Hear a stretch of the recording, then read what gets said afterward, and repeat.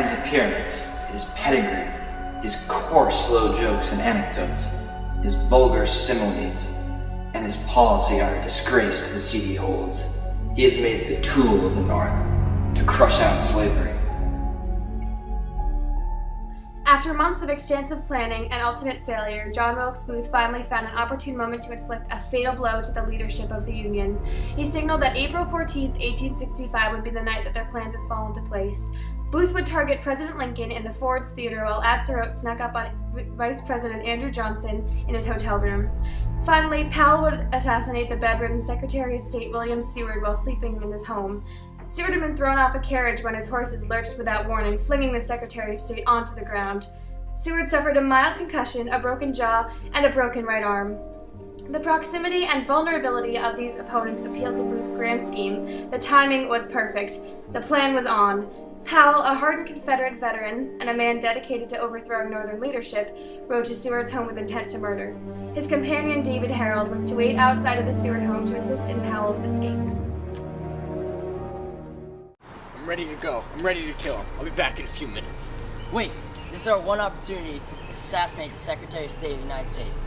We have to consider our options and act without haste. I have devised a plan. Here's a package that should help you get into the house without raising suspicion. Claim that you're a messenger from Dr. Verdi. Insist that you must be the only one to deliver medicine. Be adamant. Don't let anyone get in your way. This should help you locate Seward's room. Fine, if you insist. I'm sure Captain Booth will be thrilled with tonight's processions. Remember, you must first locate Seward before you reveal your true identity. This three-story mansion is too large to search for Seward after the authorities have already been warned. Locate Seward's room before raising any suspicion.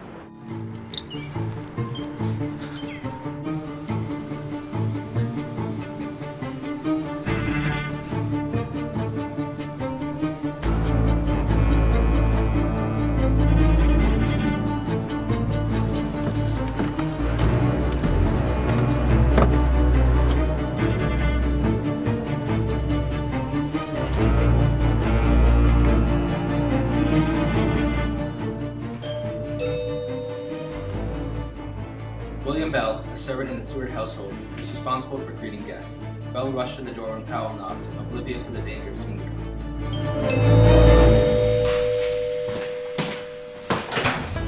Good evening, sir. How may I assist you?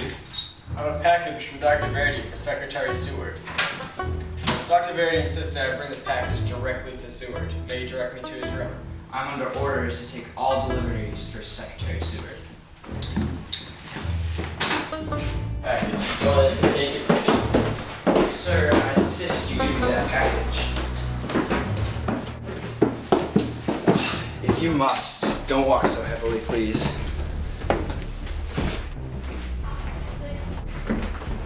What is the meaning of this late-night visit? This man insists that only he can deliver medicine to your father. Nonsense. Give the medicine to me, good sir. I'm under strict orders to deliver this medicine. I cannot let anyone else deliver it for me. Father, a late-night visitor! Perhaps Mr. Lincoln is calling.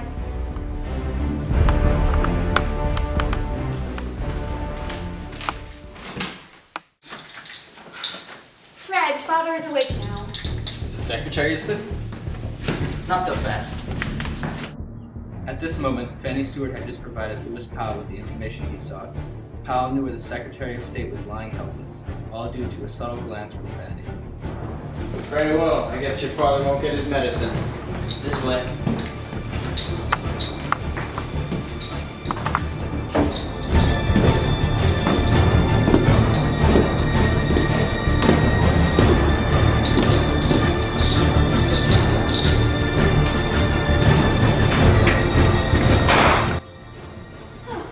Let's just be a rat.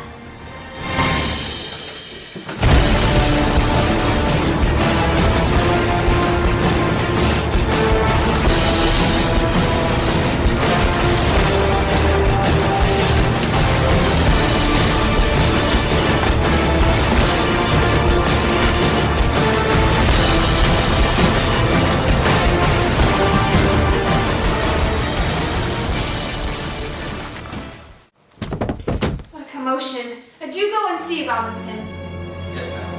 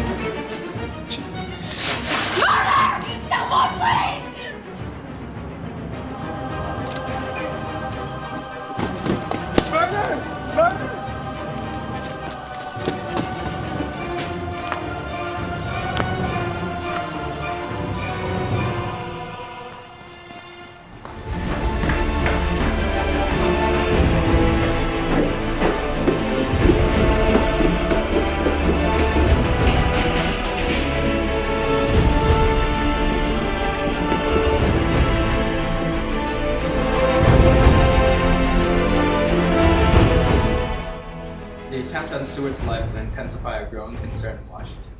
Congress feared that a rebel army was growing strong and that an attack on Union leadership was imminent. David Harold, Powell's companion, soon fled Washington, D.C. with John Wilkes Booth. Harold and Booth escaped the clutches of profit-driven manhunters for almost 2 weeks. Their flee from justice captivated the country, pressuring leaders such as Secretary of War Edmund Stanton and Vice President Andrew Johnson to take action. Booth's demise came 12 days later after his famous murder. Booth was trapped in a barn that was later set on fire by elements of the 26th Infantry Division and manhunters. Booth was shot in the head as the barn burnt around him.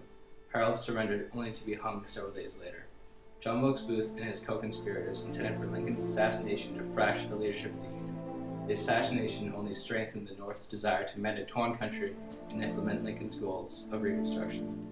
An attack on the Secretary of State by a Confederate veteran also deepened the differences between a recuperating country. It would ultimately be reason for social tension in American society to outlive the sensational tale told by American newspapers.